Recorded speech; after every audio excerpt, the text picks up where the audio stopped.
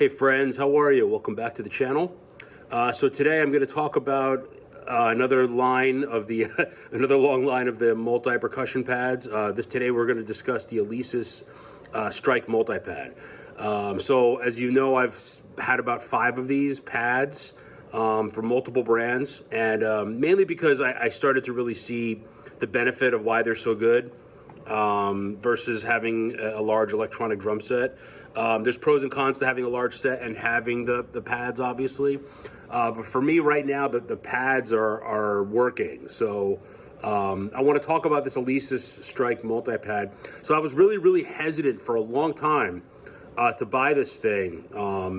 And a lot of it has to do with the fact that people have spoken about Alesis products in various ways, good and bad. I'll talk a little bit more about that later.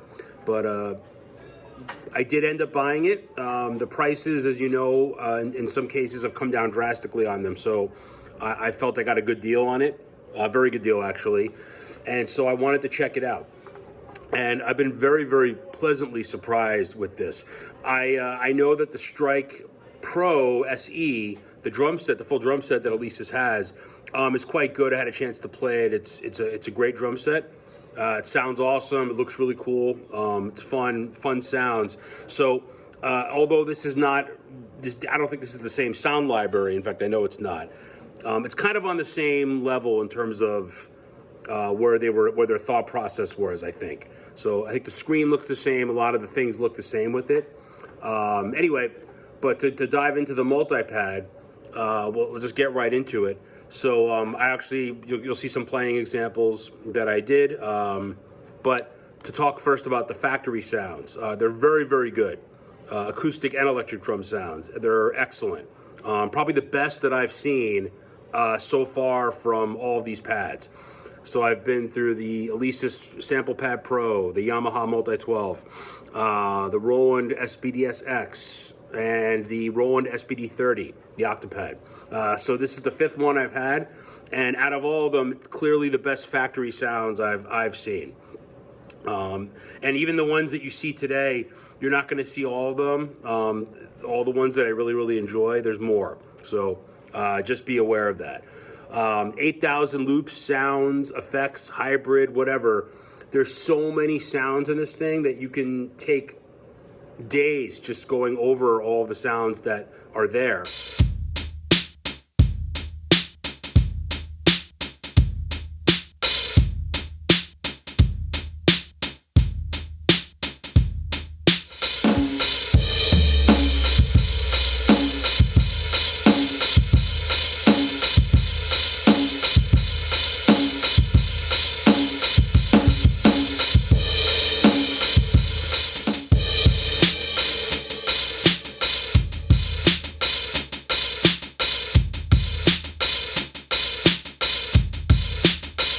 I don't think there's even any need to upload samples, which this thing does too.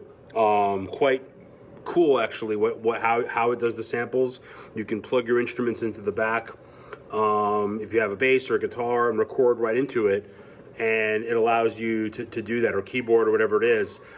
Even with all those, there's so many samples I think that you may not even have to use it, which I think is awesome. And it's, you know, you're getting your money's worth. The pads are very good feeling pads. You can perform buzz rolls on them. They have nice sensitivity. The top pads, like the top 3 that you usually see from these machines, have good trigger response overall. The response from when you can plug in triggers in the back, as you know, pads, trigger pads, external pads. The response is not quite as good as the Roland. However, I'm going to talk about this a little bit later as well. You can make adjustments that make it very close to the response of a Roland. There's multiple curves to choose from in terms of how your kit responds to you. So there's like 3 or 4. I think it actually might even be more than that. The EXP1 curve is the one that I use, and the reason why I use it because it really, instead of the normal curve, which is what I guess comes standard with it, the EXP1 gives it a little bit more of a dynamic shape to the drumming, so it responds to me better playing piano to forte or softer to louder.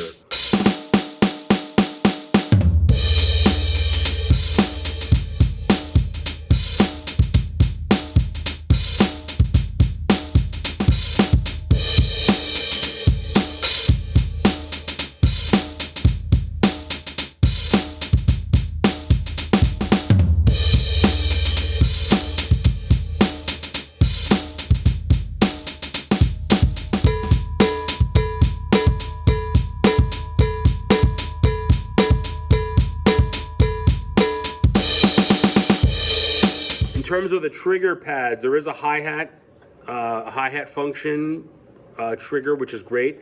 However, I couldn't get it to work with my Roland VH10.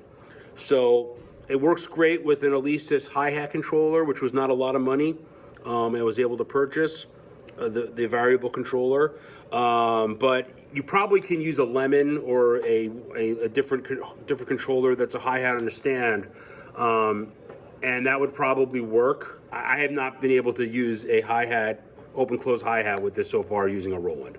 Okay, so my final talking point is about Alesis in general, and whether or not to buy some of their stuff. You see a lot of things about their reviews, about all of their products, saying don't buy this, blah, blah, blah. It's not bad quality, yada, yada, yada. There's gonna be bad machines with anything you buy. There's going to be problems with anything sometimes. It doesn't matter what the brand is. You're going to find things that have technical faults, okay? That's why it's important that you buy protection plans, you buy the insurance, okay, on products, so you can get your money back or get a replacement or whatever it might be and get it through the store you buy it from. And I know that some companies have warranties. You use all the warranties you can. Spend a little bit of extra money and get the insurance, so that way you're backed up. Okay. That being said, when you first plug this in, if you buy this, you're probably going to notice that it does some things you don't like. There's going to be some crosstalk. I experienced it. There's going to be some things that, especially with the external triggers, you're going to find stuff that's like, what the heck? Why isn't this working good? You have to play with it. You have to go into your settings. You have to be patient, okay? You can't just write it off. And if there's something that's completely not working at all, like the machine not turning on or something, that's different, okay? That's not the same thing as really giving something a chance and really going into it and dialing into it and finding out, how do I adjust the sensitivity? What's the threshold? What are these things that are going to make it work? So with an Alesis, you have to do that.